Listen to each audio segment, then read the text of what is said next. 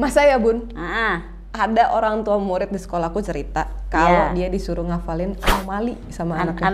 Anomali tung tung tung sahur, Iya. balerina, cappuccino buatan mono. Iya, kan orang tua seumuran kita tahu anomali mah modus ya.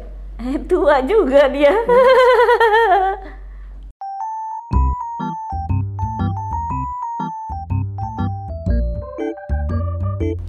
Iya nih, Kak. Tapi kalau ngomongin gen alpha gini ya, kayak ya anak saya kan baru 3 tahun. Anak saya baru 4 tahun. Dan gimana nih anak Saya baru 6 tahun. Ya maksudnya kita mesti harus ada expert nih yang ngomongin biar secara generasional ini menghadapi gen alpha dan perilaku digitalnya. Siapa yang bisa ditanya nih? Nah, sudah bersama kami. Bersama kami padahal secara video digital. Secara digital. Ya, ini psikolog namanya Kak Raisa Hadiman. Halo. Nih Mbak Raisa, aku mau nanya, kan tren tuh cepet banget berubah ya.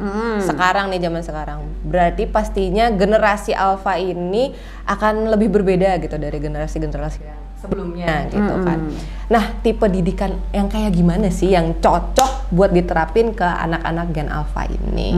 Ini nggak sih apakah harusnya galak atau harusnya malah dilepas malah gitu ya? dilepas. Coba gimana, silakan Mbak.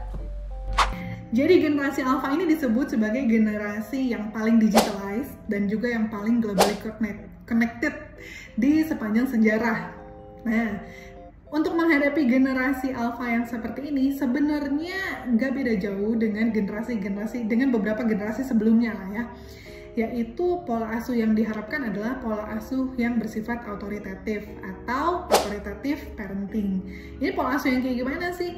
Ini adalah pola asuh di mana kita menerapkan demandingness. Demandingness itu isinya kedisiplinan, aturan, batasan yang setara atau yang seimbang dengan adanya responsiveness. Responsiveness itu apa? Responsiveness itu termasuk dukungan emosional, kehadiran, kedekatan, kehangatan dalam interaksi antara orang tua dengan anak. Jadi kita nggak bisa lagi menerapkan pola asuh yang cuma keras aja, aturan aja, kalau nggak disertai dengan kehangatan. Karena anak-anak di generasi alpha, mereka udah sangat terkonek dengan orang-orang bahkan sampai ke luar negeri atau di belahan dunia lain yang kita aja nggak tahu gitu. Jadi mereka punya perbandingan yang sangat luas antara satu keluarga dengan keluarga lain, antara satu perlakuan dengan perlakuan lain. Jadi pastikan ketika kita memberikan aturan, kita juga bisa menyampaikan dengan clear kenapa aturan ini perlu ditegakkan.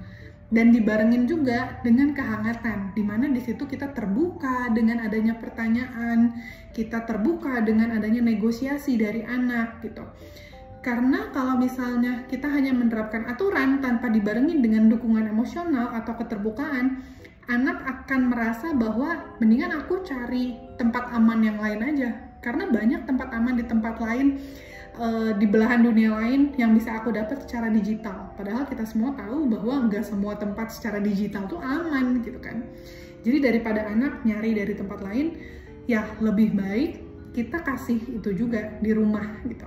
Supaya anak nggak perlu cari dari tempat lain. Intinya harus dibarengin antara kehangatan dengan kedisiplinan.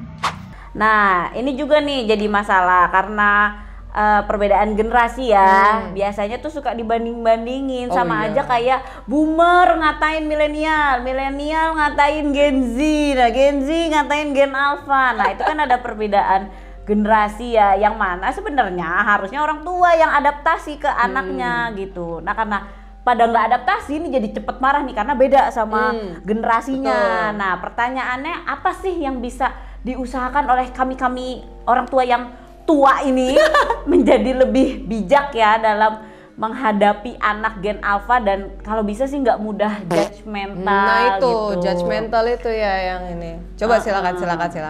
Menjadi bijak dan tidak judgmental. Ini kayaknya PR seumur hidup kali ya. Karena sebagai orang tua tuh gatel banget emang rasanya untuk pengen langsung ngasih tahu anak itu benar atau salah, itu boleh atau nggak boleh gitu kan ya. Tapi balik lagi yang kita hadapin ini kan generasi alpha, dimana mereka udah punya kemampuan berpikir kritis yang sangat baik gitu kan ya. Terus mereka juga punya pengetahuan mungkin lebih luas daripada kita sebagai orang tuanya gitu. Jadi ketika kita menemukan sesuatu hal yang kayaknya ini salah deh gitu. Tapi biasakan sebelum kita ngejudge itu salah atau benar, kita tanya dulu, emang sudut pandang dia tentang hal itu tuh gimana gitu. Dan ketika bertanya, usahakan bukan pakai kata kenapa, tapi lebih baik pakai kata apa yang bikin kamu gitu. Misalnya gini ya, ketika anak mengakses situs atau website yang kita tahu, kayaknya ini website yang aneh-aneh deh gitu. Daripada kita langsung ngomong, kamu tuh nggak boleh tahu akses ini gini gitu. Lebih baik kita tanya, tadi mama lihat kayaknya di history kamu ada ini, itu kamu yang akses. Oh, apa yang bikin kamu ngerasa perlu akses website itu? Kamu penasaran tentang apa gitu. Oke, memang prakteknya ini nggak mudah ya, karena harus menjaga kesabaran dan mengontrol diri juga nih sebagai orang tua ya. Tapi ini lebih mempermudah kita ke depannya karena anak akan lebih punya keterbukaan dan nggak takut untuk ngomong, daripada kalau dari awal kita udah langsung ngejudge itu nggak boleh. Karena kemungkinan besar anak tahu kok kalau itu nggak boleh, cuma dia penasaran aja mungkin. Dan memahami sudut pandang anak itu jauh lebih penting kan ya, daripada memastikan anak tuh tahu bener atau enggak. Karena kemungkinan besarnya anak udah tahu kok sebenarnya kalau itu salah atau benar. Cuma dia pengen dipahamin juga sudut pandangnya kayak apa. Nah, terus ini kan trennya sekarang tuh konten-kontennya short ya, pendek-pendek ya. Itu bikin attention span tuh jadi makin pendek gitu. Betul. Ya kan? Gimana nih Mbak caranya biar attention span-nya lebih panjang? Ada nggak sih aktivitas yang bisa di-exercise gitu biar anak attention span-nya jadi lebih panjang? Iya, kasihan juga ya kalau misalnya lagi belajar, fokusnya cuman sebentar. Iya, gitu. Gimana tuh? Salah satu hal yang bisa ningkatin attention span pada anak adalah kalau lawan bicaranya interaktif. Bener kan ya?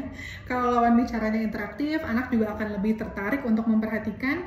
Jadi salah satu cara untuk bisa meningkatkan rentang atensi anak adalah dengan memperbanyak interaksi. Salah satunya dengan cara yang fun, misalnya main board games bareng-bareng. Kalau dari zaman dulu ada yang terkenal tuh kan Monopoly tuh ya. Atau bisa juga pakai board games lain, sekarang ada banyak banget macamnya.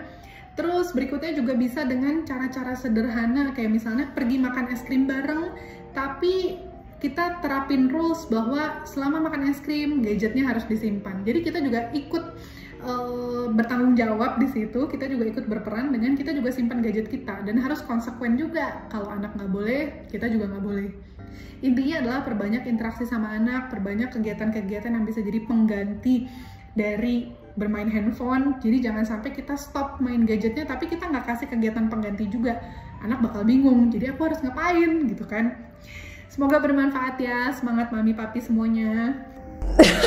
Masih panjang nih generasinya Bun. Banyak. PR-nya banyak. Betul. Harus lebih beradaptasi ya kita. Iya, kita harus beradaptasi. Terima kasih. Ini apa sih mainan tadi? Ini efek attention span-nya jadi pendek soalnya kebanyakan nonton video pendek ya. Terima kasih banyak Mbak Raisa Hadiman tipsnya. Semoga ibu-ibu, ayah-ayah bisa dapat banyak tips lah dari sini. Kita juga ya. Bener, menghadapi anak-anak yang tiap detiknya velocity. Biar gak UI, AI, gitu terus ya. Break, Oke, dah.